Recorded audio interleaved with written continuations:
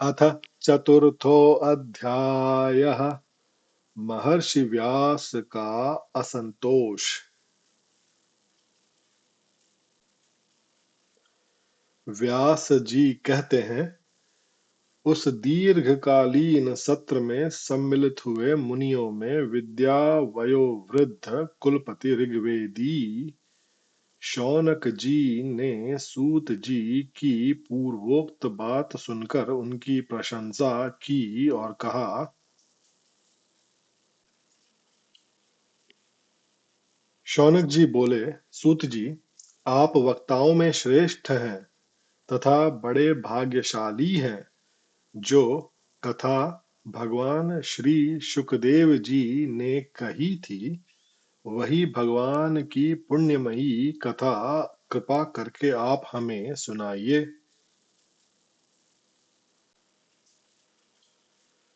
वह कथा किस युग में, किस स्थान पर और किस कारण से हुई थी? मुनिवर श्री कृष्ण द्वैपायन ने किसकी प्रेरणा से इस परमहंसों की संहिता का निर्माण किया था? उनके पुत्र शुकदेव जी बड़े योगी, समदर्शी, भेदभाव रहित, संसार निद्रा से जगे एवं निरंतर एकमात्र परमात्मा में ही स्थिर रहते हैं। वे छिपे रहने के कारण मूढ़ से प्रतीत होते हैं। व्यास जी जब सन्यास के लिए वन की ओर जाते हुए अपने पुत्र का पीछा कर रहे थे, उस समय जल में स्नान करने वाली स्त्रियों ने नंगे शुकदेव को देखकर तो वस्त्र धारण नहीं किया, परंतु वस्त्र पहने हुए व्यास जी को देखकर लज्जा से कपड़े पहन लिए थे। इस आश्चर्य को देखकर जब व्यास जी ने उन स्त्रियों से इसका कारण पूछा, तब उन्होंने उत्तर दिया कि आपकी दृष्टि में तो अभी स्त्री पुरुष का भेद बना हुआ है, परंतु आपके पुत्र की शुद्ध दृष्टि में यह भेद नहीं है। कुरुजांगल देश में पहुंचकर हस्तिनापुर में पागल, गूंगे तथा जड़ के समान विचरते होंगे। नगर वासियों ने उन्हें कैसे पहचाना? पांडव नंदन राजर्षि परीक्षित का इन मौनी शुकदेव जी के साथ संवाद कैसे हुआ, जिसमें यह भागवत संहिता कही गई? महाभाग श्री शुकदेव जी तो गृहस्थों के घरों को तीर्थ स्वरूप बना देने के लिए उतनी ही देर उनके दरवाजे पर रहते हैं जितनी देर में एक गाय दूही जाती है। सूत जी, हमने सुना है कि अभिमन्यु नंदन परीक्षित भगवान के बड़े प्रेमी भक्त थे। उनके अत्यंत आश्चर्यमय जन्म और कर्मों का भी वर्णन कीजिए। वे तो पांडव वंश के गौरव बढ़ाने वाले सम्राट थे। वे भला किस कारण से साम्राज्य लक्ष्मी का परित्याग करके गंगा तट पर मृत्यु पर्यंत अनशन का व्रत लेकर बैठे थे? शत्रुगण अपने भले के लिए बहुत सा धन लाकर उनके चरण रखने की चौकी को नमस्कार करते थे। वे एक वीर युवक थे। उन्होंने उस दुस्तज दुस्त्यज लक्ष्मी को अपने प्राणों के साथ भला क्यों त्याग देने की इच्छा की?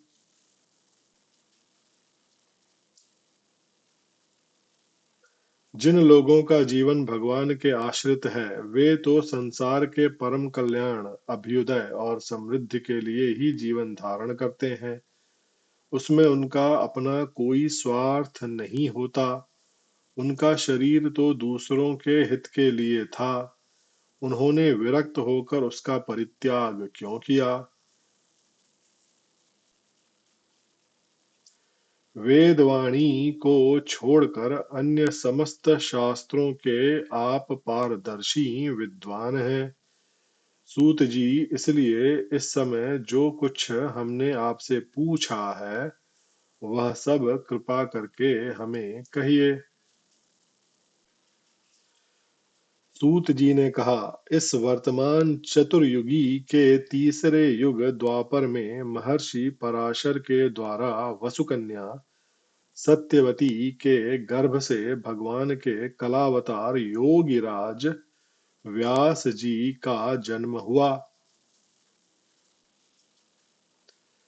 एक दिन वे सूर्योदय के समय सरस्वती के पवित्र जल में स्नान आदि करके एकांत पवित्र स्थान पर बैठे हुए थे। महर्षि भूत और भविष्य को जानते थे। उनकी दृष्टि अचूक थी। उन्होंने देखा कि जिसको लोग जान नहीं पाते, ऐसे समय के फेर से प्रत्येक युग में धर्म संकरता और उसके प्रभाव से भौतिक वस्तुओं की भी शक्ति का ह्रास होता रहता है। संसार के लोग श्रद्धाहीन और शक्ति रहित हो जाते हैं। उनकी बुद्धि कर्तव्य का ठीक ठीक निर्णय नहीं कर पाती और आयु भी कम हो जाती है। लोगों की इस भाग्यहीनता को देखकर उन मुनीश्वर ने अपनी दिव्य दृष्टि से समस्त वर्णों और आश्रमों का हित कैसे हो, इस पर विचार किया।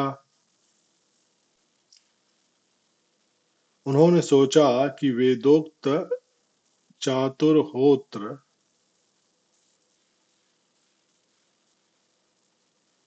होता, अर्धवायु, उद्गाता और ब्रह्मा, ये चार होता हैं। इनके द्वारा संपादित होने वाले अग्निष्टोमादि यज्ञ को चातुर्होत्र कहते हैं। कर्म लोगों का हृदय शुद्ध करने वाला है। इस दृष्टि से यज्ञों का विस्तार करने के लिए उन्होंने एक ही वेद के चार विभाग कर दिए। व्यास जी के द्वारा ऋक, यजुः, साम और अथर्व, इन चार वेदों का उद्धार पृथक्करण हुआ। इतिहास और पुराणों को पांचवां वेद कहा जाता है। उनमें से ऋग्वेद के पैल, सामगान के विद्वान जैमिनी एवं यजुर्वेद के एकमात्र स्नातक वैशंपायन हुए।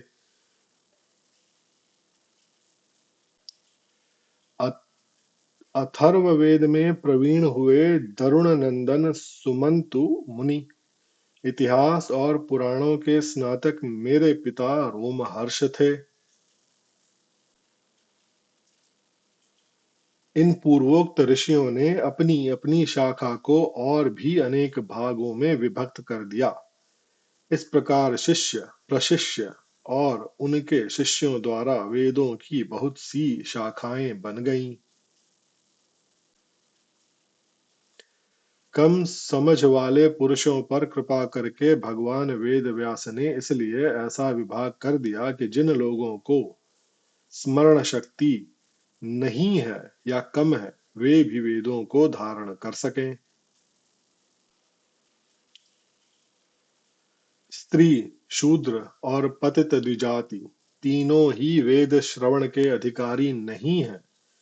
इसलिए वे कल्याणकारी शास्त्रोक्त कर्मों के आचरण में भूल कर बैठते हैं। अब इनके द्वारा उनका भी कल्याण हो जाए, यह सोचकर महामुनि व्यास जी ने बड़ी कृपा करके महाभारत इतिहास की रचना की।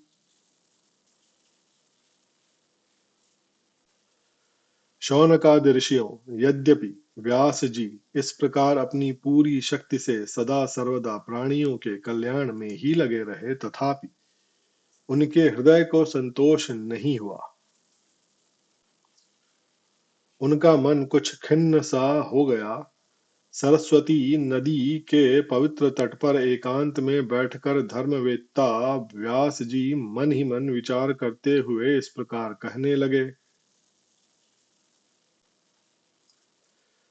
मैंने निष्कपट भाव से ब्रह्मचर्यादि व्रतों का पालन करते हुए वेद, गुरुजन और अग्नियों का सम्मान किया है और उनकी आज्ञा का पालन किया है। महाभारत की रचना के बहाने मैंने वेद के अर्थ को खोल दिया है, जिससे स्त्री, शूद्र आदि भी अपने अपने धर्म कर्म का ज्ञान प्राप्त कर लेते हैं। यद्यपि मैं ब्रह्म तेज से संपन्न एवं समर्थ हूँ, तथापि मेरा हृदय कुछ अपूर्ण काम सा जान पड़ता है। अवश्य ही अब तक मैंने भगवान को प्राप्त कराने वाले धर्मों का प्रायः निरूपण नहीं किया है। वे ही धर्म परमहंसों को प्रिय हैं और वे ही भगवान को भी प्रिय हैं। हो न हो, मेरी अपूर्णता का यही कारण है। श्री कृष्ण द्वैपायन व्यास इस प्रकार अपने को अपूर्ण सा मानकर जब खिन्न हो रहे थे, उसी समय पूर्वोक्त आश्रम पर देवर्षि नारद जी आ पहुंचे। उन्हें आया देख व्यास जी तुरंत खड़े हो गए। उन्होंने देवताओं के द्वारा सम्मानित देवर्षि नारद की विधि पूर्वक पूजा की। इति श्रीमद्भागवते महापुराणे परमहंस्यां संहितायां प्रथमस्कन्धे नैमिषीयोपाख्याने चतुर्थोऽध्यायः।